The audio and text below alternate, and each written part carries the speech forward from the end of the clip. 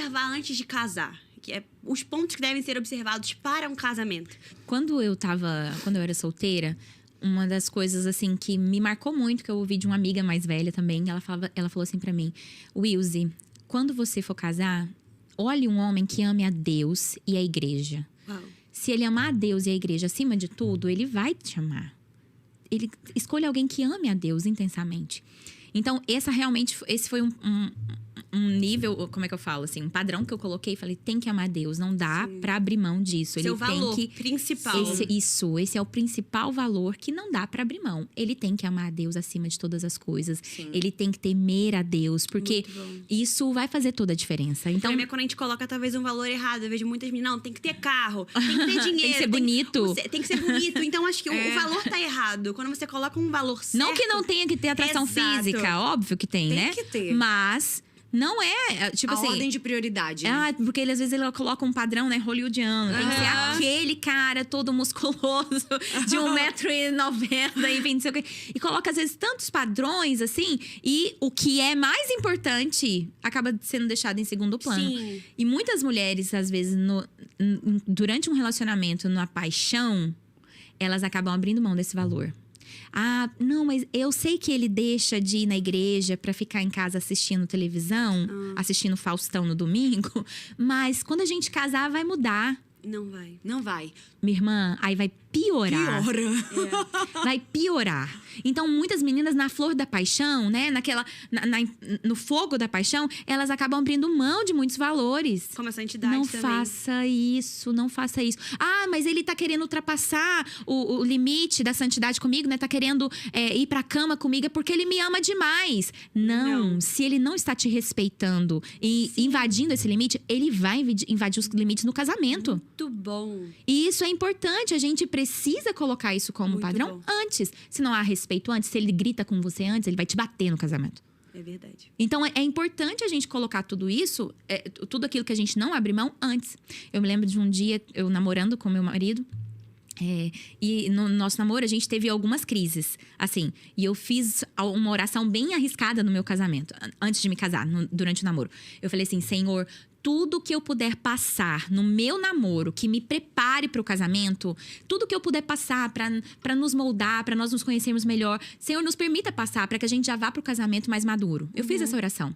E de fato aconteceu. A gente passou por muitas crises, né, no namoro, assim, de ter que conhecer um ao outro. Não crises do tipo assim, a gente vai terminar ou não.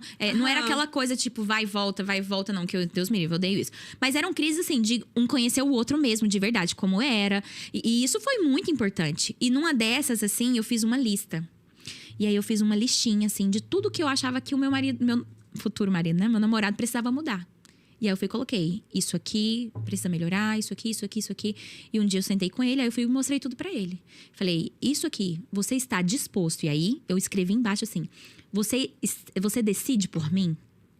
Se você decide por mim, você tá disposto a mudar essas coisas? E aí naquele dia ele parou assim, onde você quer que eu assino? Aí ele assinou. Depois dele assinar, ele virou pra mim e falou assim, muito bom, agora eu quero te dizer que eu não quero casar com uma esposa que vai ter uma listinha na geladeira de tudo que eu preciso fazer. Aí na hora eu também falei, entendi o que você quer que eu mude também. Não, né? Muito metódica, aquela coisa. O recado foi dado. E aí eu entendi, tudo bem, né? Ele não quer uma esposa que vai ficar mandando nele, enfim.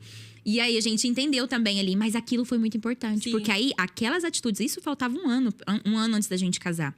A gente tava perto de noivar.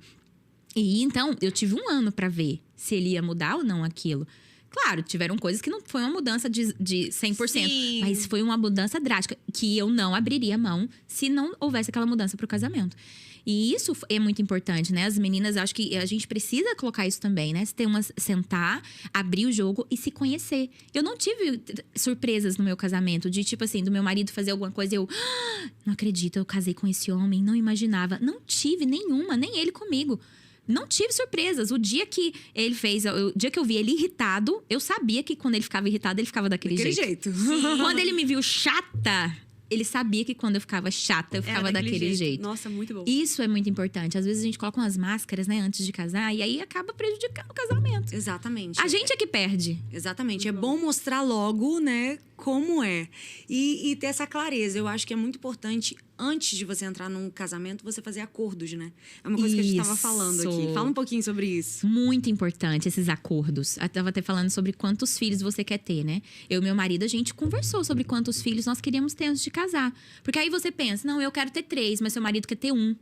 E aí, mas vocês nunca conversam sobre isso? Ou então, antes de casar, vocês falam assim: ah, quando a gente casar, a gente vê. Quando você casar, isso vai ser uma crise terrível. É verdade. Vai ser um problema. Vai ser um problema, porque você vai ficar querendo ter filhos, ele não. Enfim, ou o contrário, né? E isso é importante, tem que ser resolvido, conversado antes. Tanto que eu e meu marido, nós conversamos sobre quantidade de filhos antes e a gente colocou até no nosso convite de casamento quantos filhos queríamos ter. Porque a gente conversou sobre isso.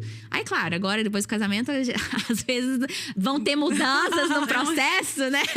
Mas, enfim, Mas não fazem parte. não há surpresas. O que é acordado, o que é conversado. Eu tenho uma amiga que eu achei fantástico o que ela fez. Eu falei, cara, você é incrível, que eu não cheguei nesse ponto. Mas agora fica a dica para as que ainda não casaram. Aí, ó, galera, presta atenção. Pega a dica. Ela falou que antes de casar, ela conversou com o namorado dela, né? Futuro marido, tudo. Assim, falou: olha só, se a sua mãe morrer. Não, sua mãe morrer não. Se a sua mãe ficar muito debilitada, se sua mãe ficar num estado vegetativo e precisar morar com a gente na nossa casa, como você age diante disso? E se não for a minha mãe e eu precisar trazer a minha mãe para nossa casa, como que você lida com isso? Eu falei, nossa, eu nunca pensei E muito nisso. inteligente, eu quero ser amiga dessa pessoa. Não é? Inteligentíssima? Nossa. Ela falou que fez perguntas variadas. Olha, e se a nossa filha? E se acontecer isso com a nossa filha? E se a gente tiver um filho? E se for menino? E se for menina? E se a gente perder todo o dinheiro? E se a gente um dia ficar pobre? Enfim, ela foi fazendo todas as perguntas pra ver Uau, as reações muito bom. dele. E ela falou, isso foi muito importante, porque a gente já decidiu antes. Ela falou, então nós já decidimos Ela até já em podia relação... passar uma listinha pras Não é? estratégicas. Boa. Dá um número dessa pessoa aí que eu já vou pedir a lista pronta que eu vou. Boa. Felipe, você tá assistindo, vai ter um interrogatório pra você. De uma certa maneira, né? Eu tive Claro, eu não fui tão profunda como ela, o que eu achei fantástico. Mas Nossa, eu tive algumas sensacional. perguntas básicas que me ajudaram muito. No curso de noivos, né? Antes de casar, glória a Deus, se a sua igreja oferece curso de noivos, acho que é importante você fazer, né? E aí, no curso de noivos, com meu marido, eu fiz. Então, várias perguntas a gente se fez desse tipo. Né? Como foi a sua infância? Como que... Um exemplo. Antes de eu me casar, eu, com a minha família, na minha casa, a gente se sentava à mesa, nada de TV. Vamos, no horário de almoço, todo mundo se senta à mesa e vamos conversar à mesa, com a mesa posta e tudo. Minha família era assim. Na família do meu marido... Não era, nem mesa tinha em casa. Cada um pegava o seu prato, a hora que quisesse, sentava na frente da TV e era o normal. E aí, como seria isso depois de casado? A gente conversou. E isso foi algo muito importante, porque quando a gente casou, a gente ficou estabelecido que nós sentaríamos à mesa, não teríamos televisão, e a gente manteve essa cultura. Então, isso é importante ser conversado também Muito antes. bom. Porque aí, senão o seu marido vai entrar e diz, não, agora é a hora de eu assistir meu futebol. Ah, mas a gente precisa sentar à mesa. Eu coloquei a mesa posta com aqueles jogos tão lindos, preparado pra te receber. Ah, não, mas eu não vou abrir mão do meu futebol. E aí, se você não conversou isso antes? Então, verdade. é importante isso. Verdade. E numa dessas, eu precisei conversar com meu marido. Ele falou, ele queria comer assistindo o Globo Esporte na época. Isso foi bem quando eu casei. Hoje eu tenho 13 anos de casada. Mas logo que eu casei, ele queria assistir. E eu falei assim, amor, mas a gente vai almoçar. Aí ele, então você precisa fazer o almoço até tal hora. Porque depois de 1 hora, vai ser a hora que eu gosto de assistir o jogo. Sobre o futebol, o resultado dos jogos. Então, combinado que a gente pode fazer o almoço até 1 hora? Eu, não, tudo bem. Então, eu entendi. O almoço precisava sair até aquele horário. A gente almoçava junto, pra depois ele... ter o tempo dele. ter o tempo né? dele, que ele gostava. Então, Os dois ganhando. Os dois, e isso, Win-win. acordo, né?